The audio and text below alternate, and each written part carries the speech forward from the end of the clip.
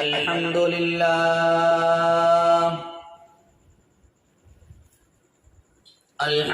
لله نحمده ونستعينه ونستغفره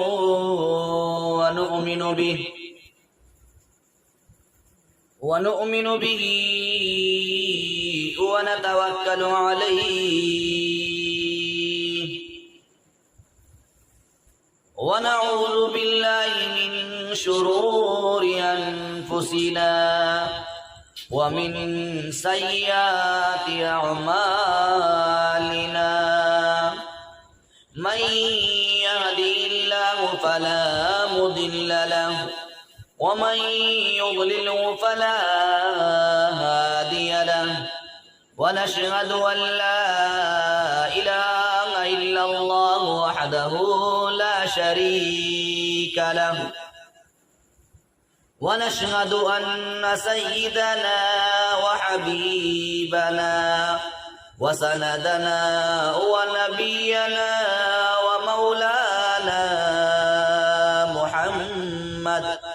ومولانا محمدا عبده ورسوله. أما بعد فأعوذ بالله السميع العليم من الشيطان الرجيم. بسم الله الرحمن الرحيم. لقد كان لكم في رسول الله أسوة حسنة. صدق الله العظيم ومولانا العظام الكريم ونحن على ذلك لمن الشاهدين والشاكرين والحمد لله رب العالمين. تمام حضرات اخلاص اور محبت کے ساتھ درود شریف پڑھ لیں. اللہم صلی علی محمد وعلی آل محمد کما صلیت علی ابراہیم وعلی آل ابراہیم انک حمید مجید. اللهم بارك على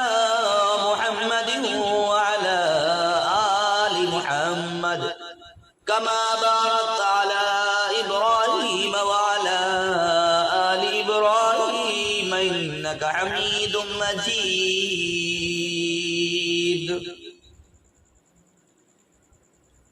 میرے محترم بزرگوں اور عزیز ساتھیوں، جو میں نے خطبہ کے بعد ایک آیت کریمہ کے ٹکڑے کی تلاوت کی، یہ پارہ نمبر 21 کے آخری رکوع کے پہلی آیت کے پہلے ٹکڑے کی تلاوت کی، سورہ احزاب کی آیت نمبر 21 کے ٹکڑے کی تلاوت کی. میرے محترم بزرگوں اور عزیز ساتھیوں، آج ربیع الاول کی پہلی تاریخ ہے. اس ماہ ربیع الاول کا پہلا جمعہ ہے. تو میں یہ ارادہ کر کر آپ کے سامنے آیا ہوں اور آپ تک پہنچا ہوں کہ آج اس مہینے کی کوئی تاریخی بات کہی جائے تو میرے دل میں یہ بات آئی، یہ ذہن میں آیا، کیوں نہ ہو امام الانبیاء خاتم الانبیاء محبوب کریم صلی اللہ علیہ وسلم کے بارے میں، آپ کی ذات گرامی کے بارے میں اور اس ماہ ربیع الاول کی ایک تاریخی بات کو دہرا دوں. تو میں نے اسی وجہ سے قرآن کریم کے سورہ احزاب کی اس آیت کریمہ کے ٹکڑے کی تلاوت۔ دعا کریں کہ اللہ پاک مجھے بھی اور آپ کو اور تمام امت مسلمہ کو اس بیان کی وجہ سے، اس بیان کی برکت سے محبوب کریم صلی اللہ علیہ وسلم کی زندگی کو نمونہ اور ماڈل بنا کر سامنے رکھ کر اپنی زندگی گزارنے کے لیے اللہ پاک قبول فرمائے۔ مسلمان تو مسلمان رہے، ایمان والے تو ایمان والے رہے۔ اللہ پاک ہمارے دوسرے بھائیوں کو بھی، دوسرے مذاہب کے لوگوں کو بھی میرے محبوب کریم صلی اللہ علیہ وسلم کے ماڈل کو، نمونے کو دیکھ کر، سیرت کو دیکھ کر، اخلاق حسنہ کو دیکھ کر ایمان کی، اسلام کی دولت سے سرفراز فرمائے۔ تو میرے پیارے دوست اور بزرگوں، آج ماہ ربیع الاول کے مہینے کی پہلی تاریخ ہے۔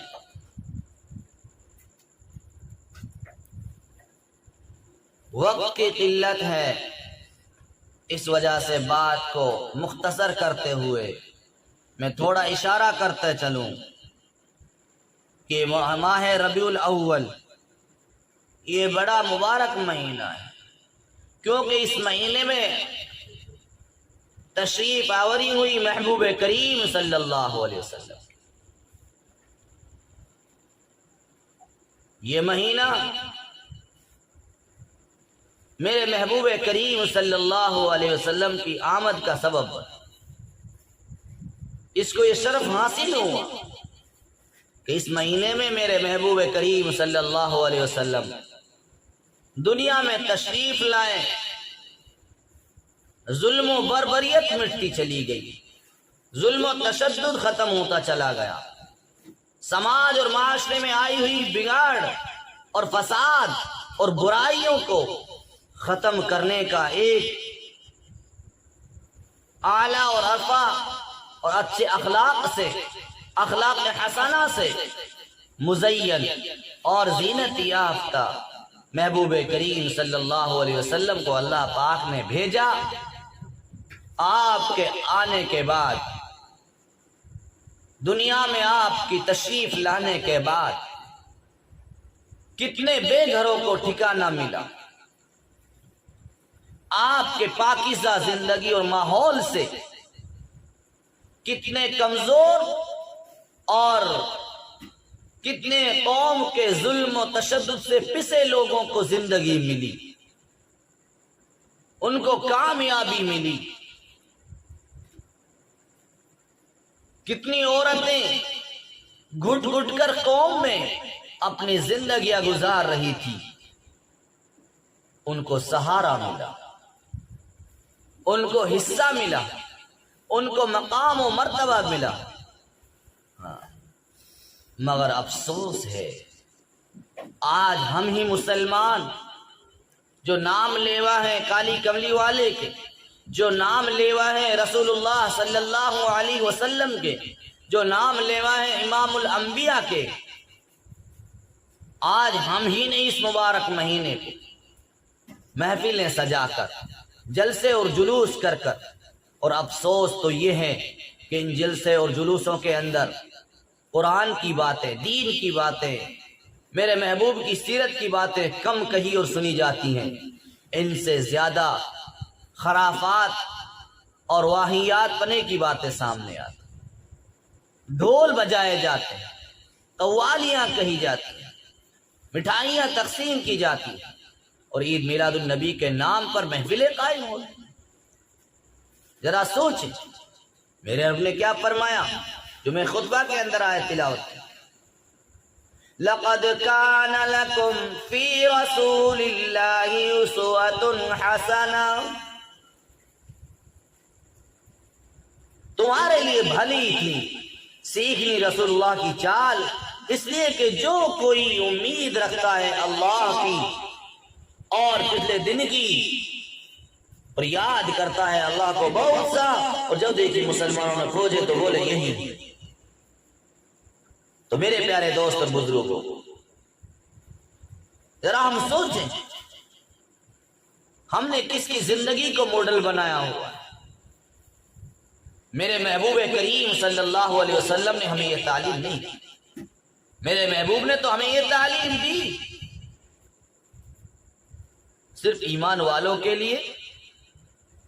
سالانہ 2 عیدیں، ان کے علاوہ بعض روایتوں میں جمعہ کے دن کو بھی عید کہا گیا ہے، اس کے علاوہ کسی دن کے بارے میں عید کا لفظ وارد نہیں ہوا۔ اور اب اگر کوئی اس پر زیادتی کر کے اپنی طرف سے مزید ایک دن بڑھاتا ہے، اس میں عید جیسی خوشیاں مناتا ہے، تو گویا رحمت للعالمین صلی اللہ علیہ وسلم کے ارشاد عالی پر عدم رضامندی کا اظہار کرتا ہے۔ تو میرے پیارے دوست اور بزرگوں، عید میلاد النبی اور اس کے رسم و رواج کے بارے میں انشاءاللہ میں الگ سے موقع ملے گا تو دوسرا بیان آپ کے سامنے پیش کروں گا۔ بس آج میرا مقصد اور میری تمنا یہ ہے کہ محبوب کریم صلی اللہ علیہ وسلم کی سیرت پاک کی اور آپ کے اخلاق حسنہ کی ایسی میں زندگی کی باتوں کو سامنے رکھوں کہ مسلمان تو مسلمان رہے، ہمارے دوسرے مذاہب کے بھائیوں کے اندر بھی آپ صلی اللہ علیہ وسلم کی ایک ایک سنت کی محبت پیدا ہو جائے، وہ بھی اسلام کے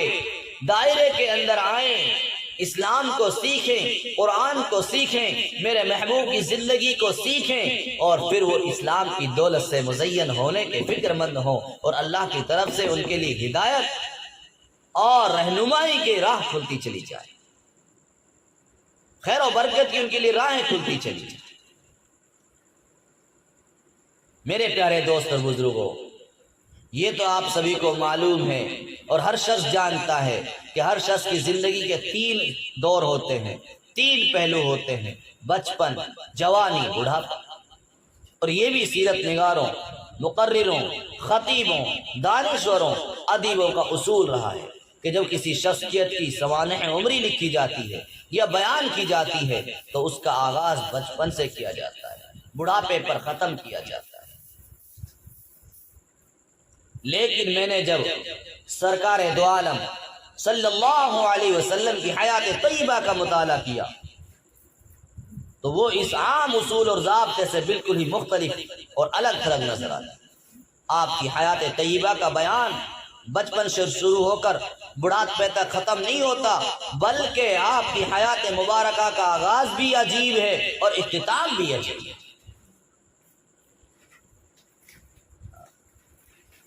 آپ دیکھتے ہیں زندگی میں کسی کا ماڈل آتا ہے، نمونہ آتا ہے،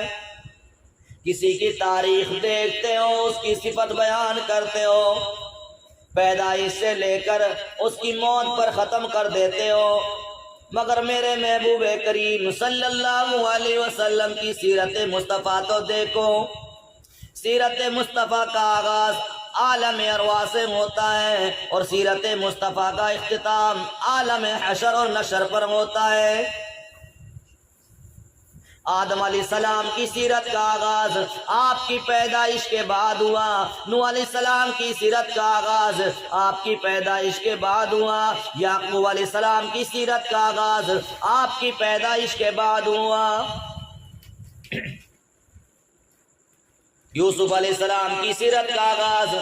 آپ کی پیدائش کے بعد ہوا، یونس علیہ السلام کی سیرت کا آغاز آپ کی پیدائش کے بعد سے شروع ہوا، ابراہیم علیہ السلام خلیل اللہ ہے، اللہ کے خلیل ہیں، لیکن آپ کی سیرت کا آغاز بھی آپ کی پیدائش کے بعد ہوا، اسماعیل علیہ السلام کی سیرت کا آغاز آپ کی پیدائش کے بعد سے شروع ہوا، موسیٰ علیہ السلام اللہ کے کلیم اللہ ہے، آپ کی پیدائش کے بعد سے آپ کی سیرت کا آغاز ہوا، عیسیٰ علیہ السلام اللہ کے برگزیدہ نبی ہیں، اللہ کے حکم سے بڑے بڑے معجزے دکھائے، اللہ کے حکم سے مردوں کو زندہ کر دیا کرتے تھے، لیکن آپ کی پیدائش کے بعد سے آپ کی سیرت کا آغاز شروع ہوا۔ مگر میں قربان جاؤں آمنہ تیرے یتیم لال پر، تیرے یتیم لال کی زندگی پر، تیرے یتیم لال کی قربانیوں پر،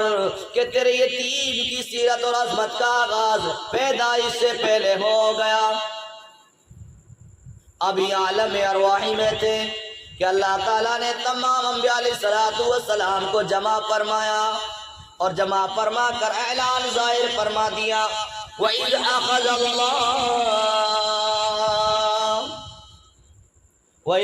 اللَّهُ مِيثَاقَ النَّبِيِّينَ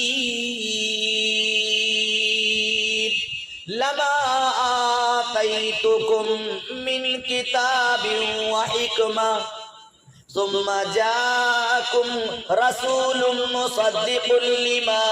مَعَكُمْ لَتُؤْمِنُنَّ بِهِ وَلَتَنصُرُنَّهُ قال أقررتم وأخذتم على ذلكم إصري قالوا أقررنا قال فاشهدوا وأنا معكم من الشاهدين۔ سورہ آل عمران آیت نمبر 81، پارہ نمبر 3 کی رکو نمبر آخر کی پہلی آیت ہے۔ تو اللہ رب العالمین نے اعلان فرما دیا کہ میں نے تمام انبیاء علیہ السلام کو جمع فرمایا، اور جمع فرما کر عظمت مصطفیٰ، شان مصطفیٰ، رفعت مصطفیٰ، ایمان مصطفیٰ، تصدیق مصطفیٰ کا وہ عہد آخری اور وہ عہد نامہ لیا جو ہمیشہ ہمیشہ کے لیے آپ کی نبوت اور ختم نبوت کا دستاویزی ثبوت ہو گیا اور ترہ امتیاز بن گیا۔ اور اس طرح سیرت پاک اور حیات طیبہ کا ایک ایسا روشن پہلو سامنے آ گیا جو آپ کو تمام شخصیات سے نمایاں اور ممتاز کرتا ہے۔ ذرا غور کرو، میرے پیارے دوست اور بزرگوں، اس وقت جب نہ زمین تھی، نہ آسمان تھا، نہ آفتاب تھا، نہ چاند تھا، نہ دن تھا، نہ رات تھی، نہ ظلمت تھی، نہ روشنی تھی، سب عالم ارواح میں تھے۔ ہائے ہائے،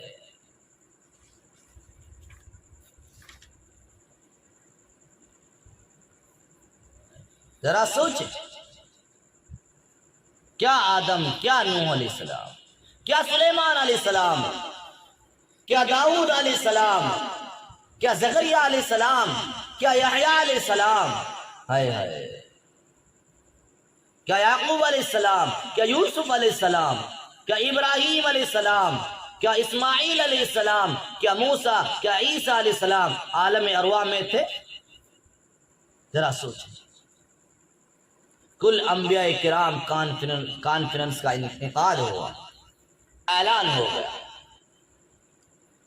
ہائے، تمام انبیاء علیہ السلام کو جمع کیا گیا۔ وَإِذْ أَخَذَ اللَّهُ مِيثَاقَ النَّبِيِّينَ،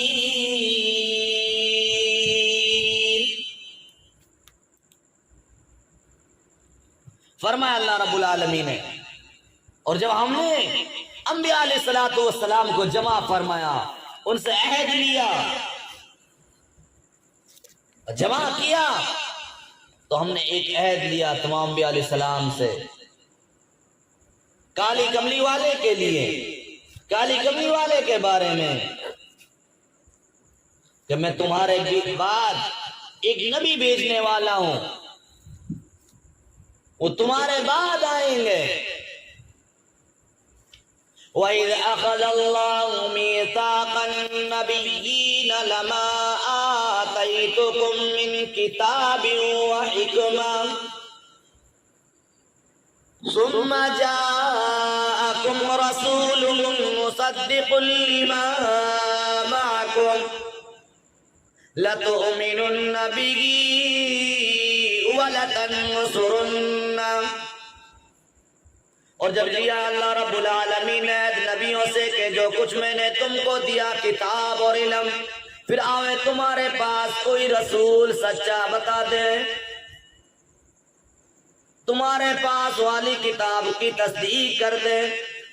لَتُؤْمِنُنَّ بِهِ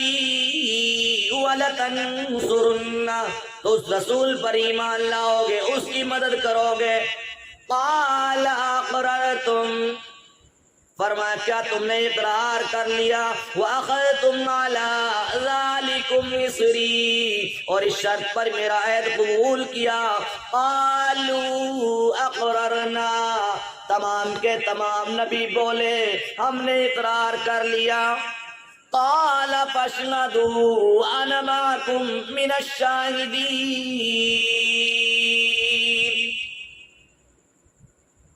خالق کائنات نے فرمایا تو اب گواہ رہو اور میں بھی تمہارے ساتھ گواہ ہوں. ہائے ہائے. قال فاشهدوا، اللہ رب العالمین نے پیغمبروں سے فرمایا تم اپنے اور اپنے متبعین کے اس اقرار کی قیامت کے دن شہادت دینا. وَأَنَا مَعَكُمْ مِنَ الشَّاهِدِينَ، اور میں بھی تمہارے اور ان کے اقرار پر تمہارے ساتھ شہادت دوں گا.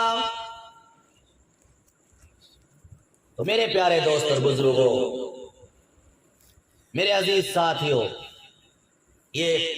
کانفرنس لگ رہی ہے. تمام انبیاء علیہ الصلوۃ والتسلیم کو